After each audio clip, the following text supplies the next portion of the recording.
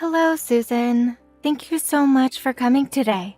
Ken told me all about you previously, but once I met you in person, I was shocked that you were such a delightful woman. I had no idea. To think that such a wonderful woman is going to marry my son, it's like a dream come true. I'm very happy for you two. You two make such a splendid couple. I'm absolutely sure my late husband is smiling down on the two of you from heaven. I wish you and Ken the happiest life going forward. And please don't hesitate to stop in for a visit again anytime you like. Thank you very much, but can I say just one thing? I would prefer that this be the last time we meet. Excuse me? I have no intention of visiting your home during Christmas or Thanksgiving. I'll have Ken go over there when it's absolutely necessary. Let's not associate with each other. If that's okay with you, I would much rather prefer that. I'm sorry, but are you serious? Can I ask why? I'm sorry, did I do something that may have offended you in any way? No, nothing like that. I married Ken, is all. It's not if I married the whole family. I just don't want all the baggage. We have no blood relations, which makes us total strangers. All I ask is that we keep it separate. I don't need the hassle of all this family relationships and so forth. It gets a bit stressful, don't you think? So let's keep all future interactions to a minimum. I'm going to shut off my line unless it's absolutely necessary. So, if you need something, please go through Ken, would you, please? But just because Ken is your oldest son, please don't rely on him too much. I will invite you to the wedding, but I must warn you right now, don't make yourself heard too much. This is our wedding, after all. You do understand, right? Yes, of course.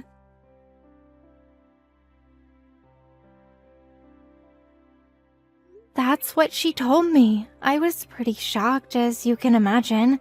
Did I do something to offend her, maybe? Was Susan angry at me for something? Oh yeah, right, about that. I forgot all about that. No, she's not angry or anything. She's just being a little overly cautious, that's all. Overly cautious? Really? You mean she's self-conscious or something? No, nothing like that. It's just that her dad's grandma and her mom didn't really get along very well. Apparently she witnessed the feud between those two all while growing up, as far as I know. She and her mom have no contact with her grandmother anymore. So you can imagine her negative attitude toward family relationships such as with you and Susan. It's not about you, Mom. Nothing to do with her liking or disliking you. I see. So that's what this is all about. No wonder she seems so hostile. I have no antagonistic feelings toward her in the least. I suppose it's a form of trauma, huh? Exactly. I suppose you can say that. After she settles into married life for a while and gets used to being around you, she'll probably relax her guard and everything will be normal, I hope. It's not a problem for you, is it? You got Caroline and her husband, not to mention your grandkids just living down the street. If there's a problem, you just call Caroline, right? Yeah, I suppose. Caroline and the kids keep me pretty busy. I don't have a problem with that, but it just seems kind of unsociable. After all, we are family. She seems like a nice person. I just thought we could have closer ties. Yeah, well, she's that way, so what can I say? She'll come around eventually. Our families are not exactly alike. She had a tough time growing up. On the other hand, we had a pretty normal life, I suppose. Just as long as you can sit there at the wedding and not make any unnecessary comments, she'll be okay. Yeah, well, under the circumstances, I suppose I can manage. All I want is for you guys to be happy, that's all. I don't want to disrupt it in any way. I hope she understands that. And I hope she comes around after you guys settled in. Yeah, I suppose we just have to wait and see. Anyway, thanks for today. I'll contact you again once we get the wedding schedule all figured out.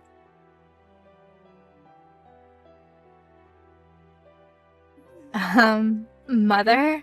What the hell was that all about? Are you out of your mind or something? Oh, hello, Susan. It's been a while, hasn't it? Oh, and congratulations.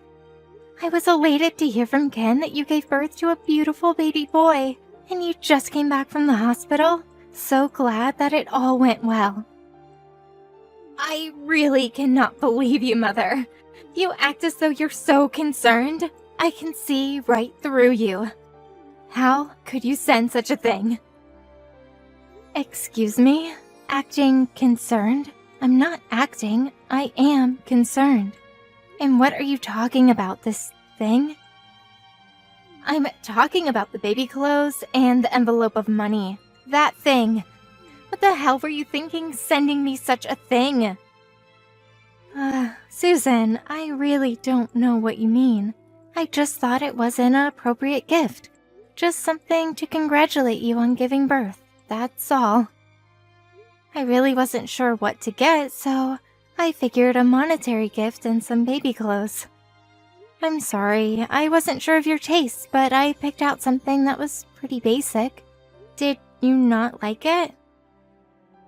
You finally revealed yourself, haven't you? Sending such cheap clothes and money, trying to worm your way in and see your grandson? Pretty sneaky. This baby is our son, not yours. And I bet when you heard it was a boy, you wanted him for yourself. Well, that's not going to happen. I know what you're going to say next. Someone to take over the family, or some crap like that. Am I right? Pardon me. That was certainly not my intention. I didn't think you would use such underhanded tactics. I almost got comfortable because you've been so quiet for the past 3 years. Boy, was I wrong.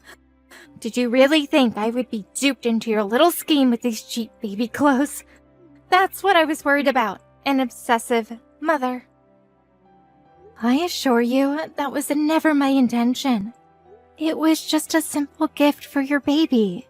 I didn't want it to be too extravagant. Thought you would take it wrong. As a matter of fact, I just found out it was a boy. I don't want to hear any of your rationalizations. He's not your grandson. Can't you get that through your head? He's not going to be taking over that family or anything like that.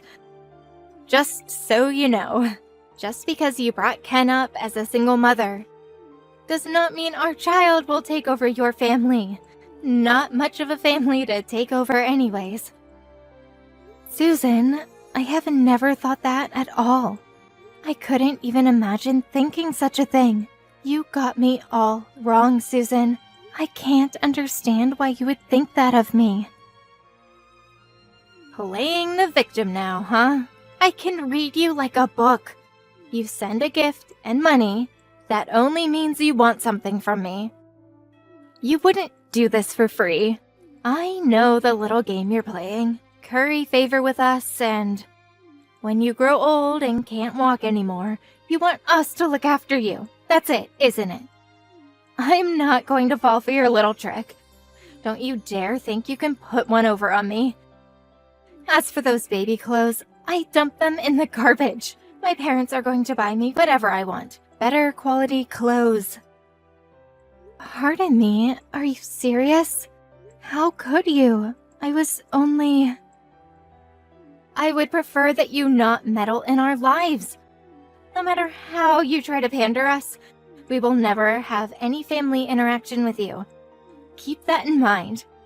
And I will tell you this right now, I have no intention of looking after you when you get old. You are not seeing our children either.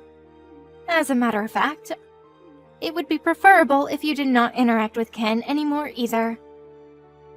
Please, Susan, listen to me. You've got me all wrong. Can't you just give me a little time to explain myself? No, I don't want to hear it. There is nothing more for us to talk about. Just forget about us. Make like we never existed. Goodbye.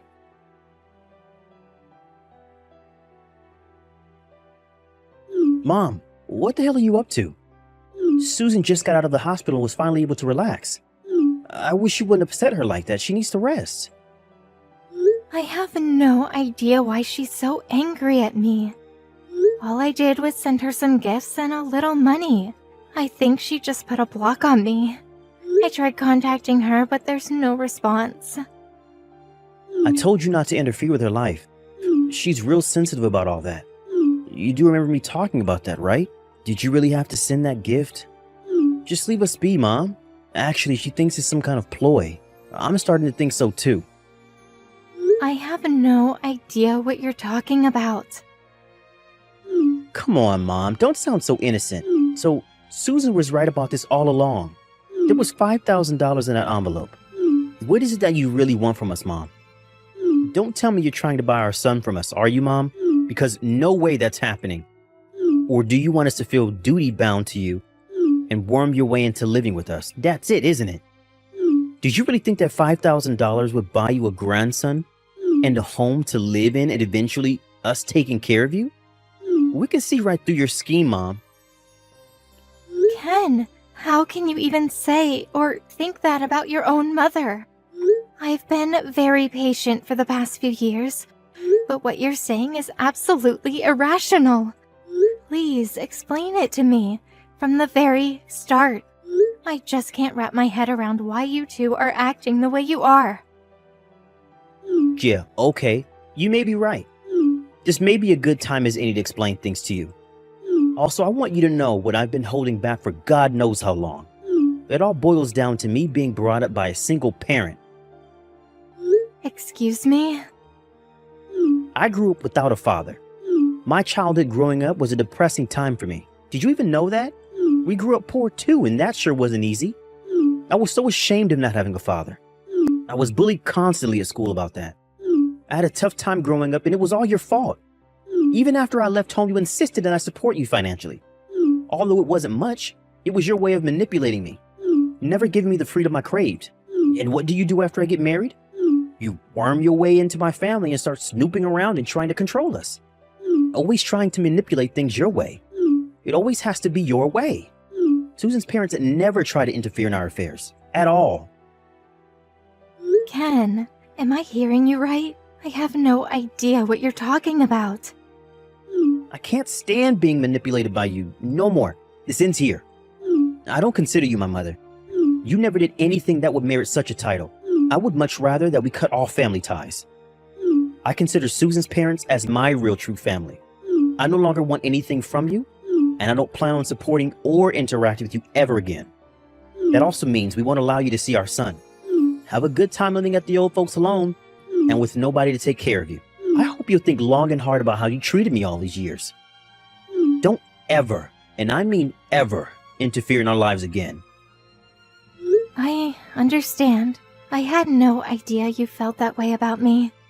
Because I brought you up as a single parent, you no longer consider me your mother and you want to cut all ties with me? You feel I sent you a gift and money for the sole purpose of tricking you into supporting me in my final years? Is that it? That's why you've been acting this way? That's exactly what I'm saying. So don't ever show your face in our home again. You got that? I hear you loud and clear, Ken. If that's the case, would you vacate the place you're living in now then? Huh? Say again? Why will we do that? Are you talking about the apartment we're living in right now? This place? That's right. If you insist that you don't want my support or anything to do with me, I want you out of that apartment ASAP. Like I said, why would I do that? Are you crazy? I've been living in this apartment since I was in college. I've always lived here. You have no right to kick me out of here. That's where you're wrong, Ken. That apartment you guys are living in, I own that apartment. Excuse me? You own this apartment? That's right. I bought it about 10 years ago. The whole place belongs to me. You can check if you like. No way. That's not true. You're making that crap up. It's true. I can show you the deed. Because I own the place, you guys are able to live there for half the usual rent. When you started living alone after entering college, it was me who found you that apartment. You do remember that, don't you? Yeah, I remember, but you never told me you were the owner. That can't be right. How could that be? Where do you even get that kind of money? Where? I worked for it, that's where. Although the company isn't that big, I am the president of a small apparel company. I do have a bit of income. What? The owner? The president of a clothing company? That's a barefaced lie. How could you, my mother, own an apartment, much less be the president of a clothing firm? Come on, Mom. Don't give me that crock. Anyways, we've been poor all our lives. You were always working, always tight-fisted, money conscious about everything. You always had the neighbor babysit me and Caroline growing up, for God's sakes. What neighbor? Oh, you mean Mrs. Lopez? The one who used to come over when you were kids? She wasn't a neighbor. She was a housekeeper I had hired. Huh? A housekeeper? Yes, that was when you were just kids. It was about a year after your father passed away. The apparel company that I had established was in full swing. I hired Mrs. Lopez to take care of the house chores and babysit you guys. The neighbor you're talking about? You must mean Mrs. Lopez. Are you for real, Mom? You hired a housekeeper? We weren't that well off that we could hire a housekeeper. Why did you even think we were poor? I never considered us poor. I never put you through hardship while growing up. Did you ever not have enough to eat or have the proper clothes when needed? I provided all that to you. And you don't remember all the trips we went on. How about those weekend trips to the amusement park or the zoo? Don't tell me you forgot all that. I made sure you went to the best schools, the schools you wanted to go to, that private school you went to. All your uniforms or whatnot were brand new, no hand-me-downs. You were able to pursue any sport or hobby you wanted. And what about college? Who do you think paid your tuition? You didn't have a scholarship to fall back on. And I've never received any kind of support from you, despite what you say. As a matter of fact, it was me that supported you. When did I ever take from you? Huh? Well, I was just... Ever since Susan learned that I grew up in a single-parent home, well, she said that it must have been hard living in poverty and not having a father. Always being manipulated by my mother, she felt sorry for me. She'd always repeated this and sympathizing with me. That's when I started to realize that I was brought up poor. At least that's what I thought. I'm not sure what to think anymore. It seems Susan got it in her head that a single parent means being poor. You never experienced a normal family like Susan had, so you believed everything she said. I was wondering why you suddenly had this fierce animosity toward me. Now I get the whole picture. Mom, I'm really sorry. It was just that, now that you mention it, you did pay my college tuition. And you sent me an adequate allowance on a regular basis. I never had any money problems. As a matter of fact, I was living better than most of my friends. But like an idiot, I forgot about all that. I was such a jerk to believe that crap. Please forgive me, Mom. There is no need to apologize. As a matter of fact, I feel relieved now that I know the real reason why you and Susan were acting this way toward me. Mom, thanks for understanding. Let's get back to what we were talking about the apartment. From next month, I'm going to ask that you pay the normal rent just like everyone else there. Huh? Wait, what? But why? Why? You don't need my help anymore. right? If you want to continue living there, well, just pay the usual rent. That's all I'm asking. If you can't do that, you're just going to have to move out. Wait a second, Mom. I just finished explaining everything to you. So why? It was all just one big mistake. So let's just get back to how it's always been.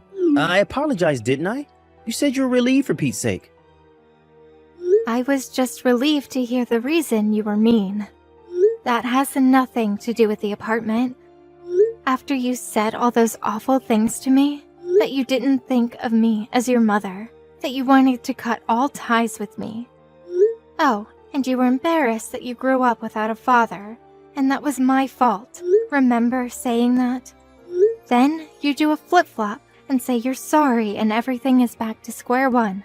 I'm sorry, but that sounds way too disrespectful. It just doesn't fly, Ken. Yeah, but I explained all that. Words are like bullets, Ken. They can injure people. There is no reversing it. My patience has reached its limit. And as you wish, I will cut all ties with you.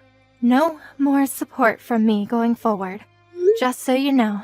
And when the time comes, I plan to leave everything, the company, home, and that apartment you're living in, right now, to Carolyn and her family, and about taking care of me in my senior years.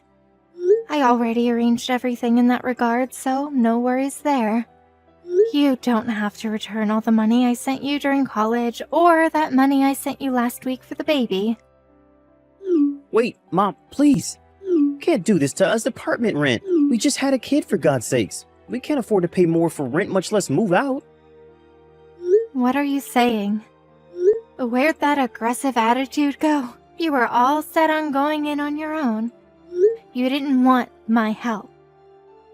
Please, Mom, forgive me. I was totally out of line. You can't do this to us. I am sorry, son. I already made up my mind. Talk the rest over with your wife.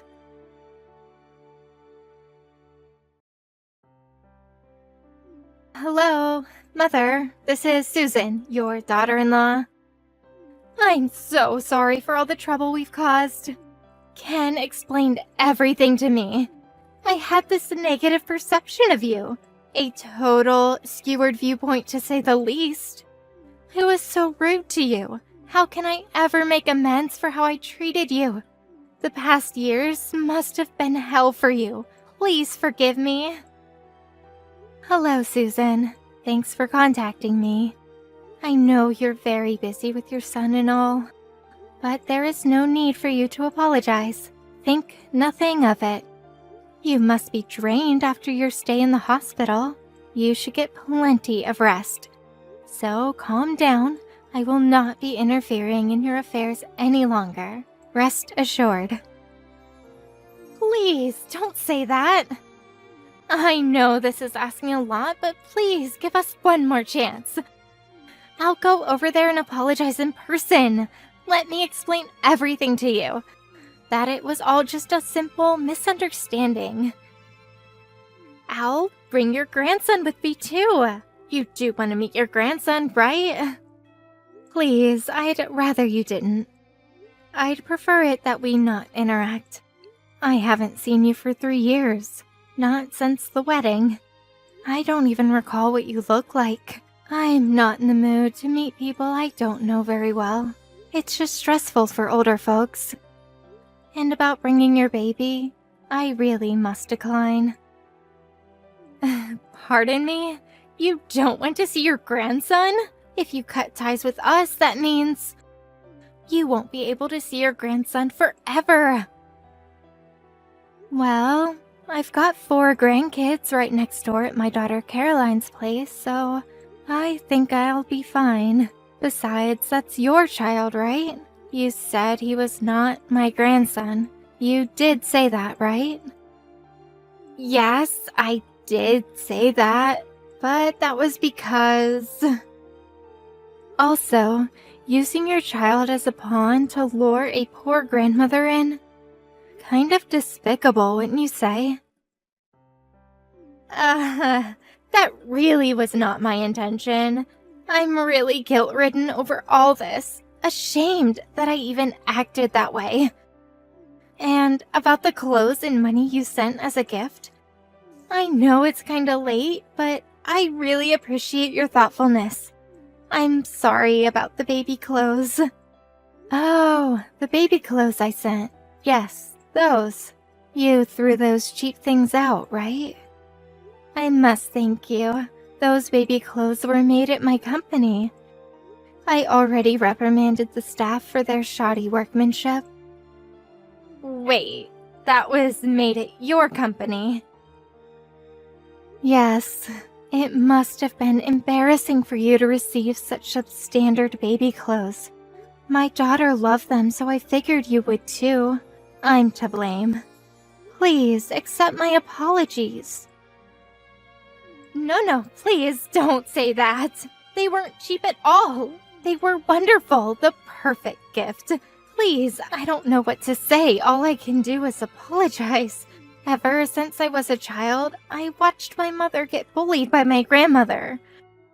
I was not treated all that well by her either, always being reprimanded for one thing or another. Once I got married, I thought I would be treated the same way. Maybe even have my child taken from me. I was just so scared. I just wanted to protect my family. I was adamant about not getting pulled into that kind of situation again. I understand what you went through and that your grandmother was an awful person. We all encounter such people in our lives. But I'm not the same person as your grandmother. Not a mother-in-law or some such label you prefer to apply, but a human being. It's very emotionally distressing to be treated in such a way without knowing the reason why. It leaves a person traumatized. Please forgive me. I did say those things without even knowing you at all. It's an unforgivable thing I did to you. My perspective was totally skewered. I beg your forgiveness. There is no need to apologize any further. I also would prefer that you not visit and apologize in person.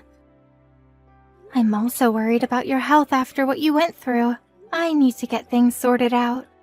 Let's just keep things as it is for the time being, and maybe we'll talk after a while. Yes, I understand. Okay, then take care of yourself, Susan.